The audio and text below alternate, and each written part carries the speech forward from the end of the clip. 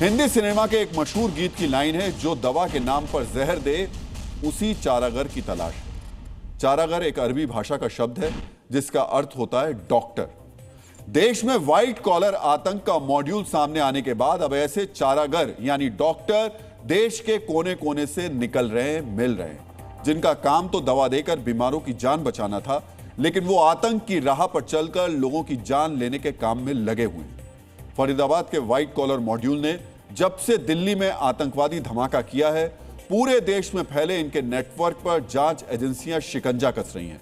आज आपको भी जानना चाहिए व्हाइट कॉलर डॉक्टरों के आतंकी नेटवर्क की जड़ें देश में कोने कोने में कितनी गहराई तक फैली हुई हैं, और आपके लिए, आपके परिवार की सुरक्षा के लिए, आपके शहर, आपके राज्य और हमारे देश के लिए यह व्हाइट कॉलर आतंकी नेटवर्क कितना खतरनाक है। लेकिन सबसे पहले आपके लिए जानना जरूरी है, दिल्ली को धमाके से दहलाने वाले आतंकवादियों के नेटवर्क से जुड़े होने के शक में अब किस राज्य से डॉक्टरों को हिरासत में लिया गया।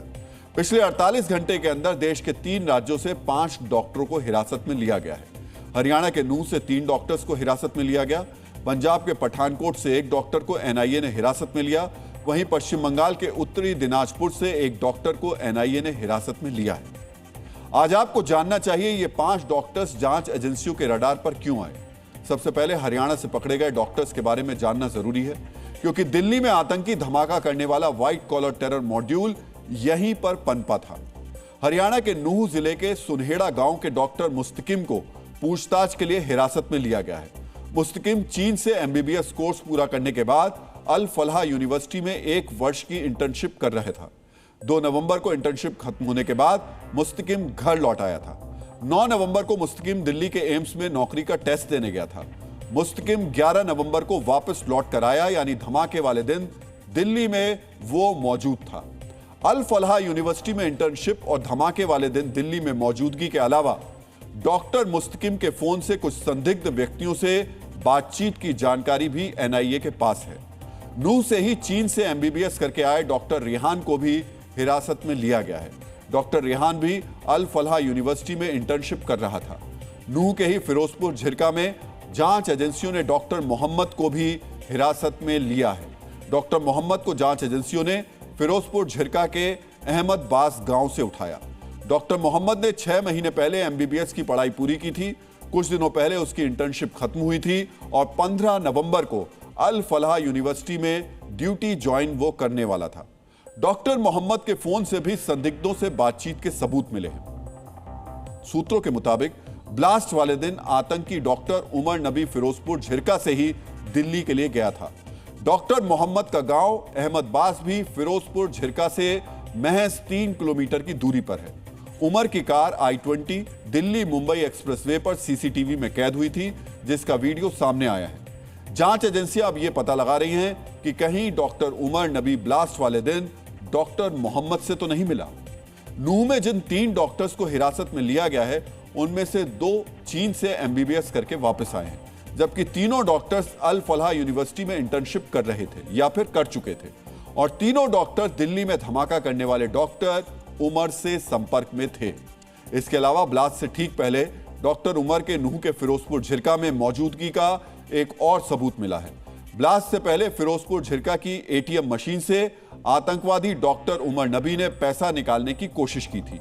यह एटीएम बंद था, लेकिन एटीएम मशीन पर तैनात गार्ड को उमर ने पैसों का लालच देकर एटीएम खुलवा लिया, लेकिन वो पैसे नहीं निकाल पाया, जिसके बाद वो दिल्ली मुंबई एक्सप्रेसवे होता हुआ दिल्ली की तरफ निकल गया। इसीलिए एनआईए दिल्ली में धमाका करने वाले उमर के नूंह वाले संपर्कों को जांच रही है। दिल्ली ब्लास्ट का कनेक्शन अब हरियाणा के बाद पंजाब के डॉक्टर से भी जुड़ गया है। पठानकोट के आर्मी एरिया मामून कंट के पास बने मेडिकल कॉलेज में काम करने वाले डॉक्टर रईस अहमद भट्ट को भी एनआईए ने हिरासत में लिया है। दिल्ली धमाके और हरियाणा की अल फलाह यूनिवर्सिटी से लिंक सामने आने के बाद यह कार्रवाई की गई। डॉक्टर रईस अहमद भट्ट अनंतनाग का रहने वाला है। आज आपको पठानकोट से हिरासत में लिए गए डॉक्टर के बारे में कुछ और बातें भी जाननी चाहिए। Doctor rice Ahmad white medical college में 3 साल से पढ़ा रहा था। रईस अहमद मेडिकल कॉलेज में लेप्रोस्कोपिस्ट सर्जन के तौर पर काम करता था। दिल्ली विस्फोट के मुख्य आरोपी डॉक्टर उमर के साथ भी उसका संपर्क सामने आया है।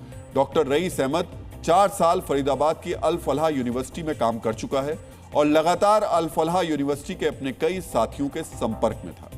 व्हाइट कॉलर आतंकी मॉड्यूल से कनेक्शन की जांच के दौरान जिन जगहों से एजेंसियों ने डॉक्टरों को हिरासत में लिया, वहां जाकर जी न्यूज की टीम ने भी रिपोर्ट तैयार की है। आपको भी जानना चाहिए उनके परिवार और आसपास के लोगों का इस पर क्या कहना है। इसी सुनहरा गांव का मुस्किन नाम का जो एक डॉक्टर है, जो चीन से MBBS का कोर्स करके आया है और वह अल फलाह यूनिवर्सिटी में पिछले 1 साल से इंटर्नशिप के लिए काम कर रहा है। तो इसके अलावा जो नूह के 2 डॉक्टर और हैं, जो उसकी उम्र से भी बातें होती रही हैं। जिस तरीके से उम्र की बात करें, चाहे हम जो अन्य डॉक्टर हैं उनकी बात करें, तो एक दूसरे का संपर्क इनसे देखा जा रहा है। इसीलिए जांच एजेंसियों के द्वारा इनको पूछताछ के लिए हिरासत में लिया गया है। डॉक्टर उमर का मोबाइल में कॉन्टैक्ट रहा उस नंबर से, उसके ऊपर बातचीत होती है। अब देखो कि उसमें इंक्वायरी हुई क्या। तो देश के 3 राज्यों से अब तक 16 से ज्यादा डॉक्टर्स को गिरफ्तार किया जा चुका है या फिर पूछताछ के लिए हिरासत में लिया जा चुका है। जम्मू कश्मीर से अब तक 2 डॉक्टर्स गिरफ्तार हुए हैं, जबकि 3 को पूछताछ के लिए हिरासत में लिया गया है। उत्तर प्रदेश के कानपुर, हापुड़, लखनऊ और सहारनपुर से 4 डॉक्टरों की गिरफ्तारी हुई है। हरियाणा के फरीदाबाद से 2 डॉक्टर गिरफ्तार किए गए हैं, जबकि 3 को हिरासत में लिया गया है। पंजाब के पठानकोट से भी एक डॉक्टर को हिरासत में लिया गया है, जिससे आतंकी संपर्कों को लेकर पूछताछ की जा रही है। पश्चिम बंगाल के उत्तरी दिनाजपुर में भी एक डॉक्टर को हिरासत में लिया गया, जिसके बारे में खबर मिल रही है। पूछताछ के बाद अब उसको छोड़ दिया गया है। There has been a lot of debate. What is the true meaning of Dhamma or Dharma?